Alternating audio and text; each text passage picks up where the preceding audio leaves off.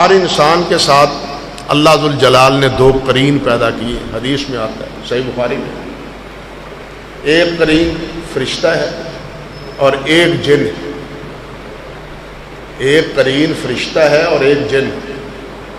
جو فرشتہ ہے وہ الہام کرتا ہے، بھلائی کی بات کرتا ہے، اچھائی کی طرف آمادہ کرتا ہے، گناہ سے بچنے کی تلقین کرتا ہے۔ اور جو شیطان ہے وہ برائی کا وسوسے ڈالتا ہے، وہ برائی کے خیالات دل میں لاتا ہے۔ یہ دونوں ہی انسان کی آزمائش کے لیے، بھلائی کے لیے بھی اور آزمائش کے لیے بھی اللہ سبحانہ و تعالیٰ نے ایک نظام قائم کیا ہو۔ نبی علیہ السلام سے پوچھا گیا، صحابہ کرام نے پوچھا آپ کے ساتھ بھی اسی طرح ہے؟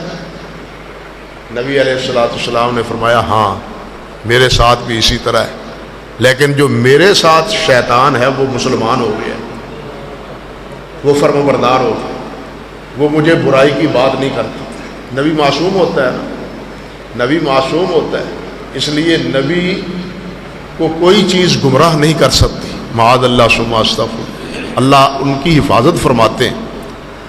تو ہر انسان کے ساتھ یہ قرین ہے، فرشتہ اور جن۔ اب اس شیطان سے بچنے کا ذریعہ کیا ہے؟ بسم اللہ۔ اس شیطان سے بچنے کا ذریعہ کیا ہے؟ بسم اللہ ہے، اور دوسرا کیا ہے؟ اعوذ باللہ من الشیطان الرجیم۔ بالخصوص جب قرآن مجید پڑھا جائے، وَإِذَا قَرَأْتَ الْقُرْآنَ فَاسْتَعِذْ بِاللَّهِ، اور جب بھی نیکی کا کام کیا جائے، بھلائی کا کوئی اچھا کام کیا جائے، تو بسم اللہ سے اس کی آغاز کرنی چاہیے، ابتدا بسم اللہ سے ہونی چاہیے۔